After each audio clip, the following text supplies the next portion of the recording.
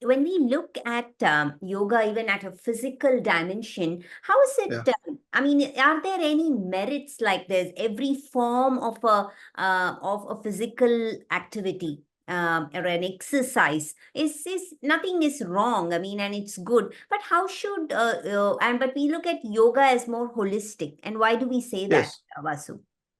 Well, because actually it is part of a continuum that Patanjali has expressed. Now remember, this is actually ultimately, yoga is union with God, etc. So there's a whole spiritual dimension that we talk about.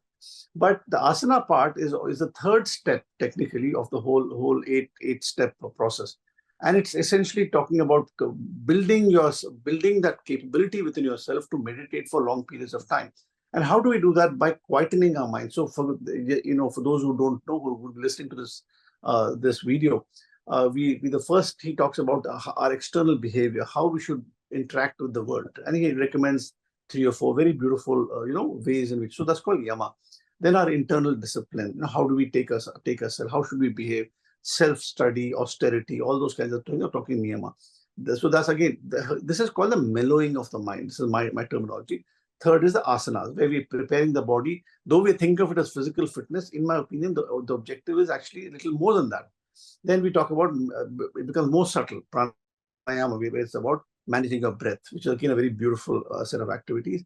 The next is about managing our senses very well. Then we talk about now we are ready at this point. This is a mind, everything has been prepared. We have certainly reached a certain level of stable, beautiful bliss. We now in a position to start meditating. That's actually, so you can't just sit down and start meditating for long periods of time. That's a fallacy, because the whole issue of cultivating, preparing, etc., is going to take you a tremendous amount of time.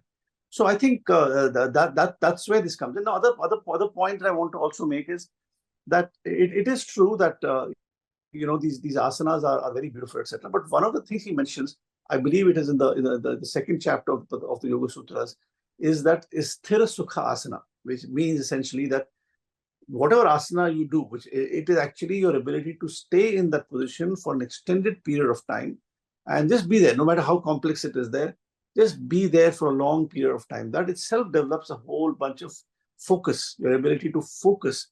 Even today, I certainly have a lot of challenges. I don't claim that I'm perfect in any way, not at all. But certain asanas you enjoy, you be there in that so-called complex position for a long period of time, breathing normally, etc. It certainly creates a sense of great discipline within ourselves.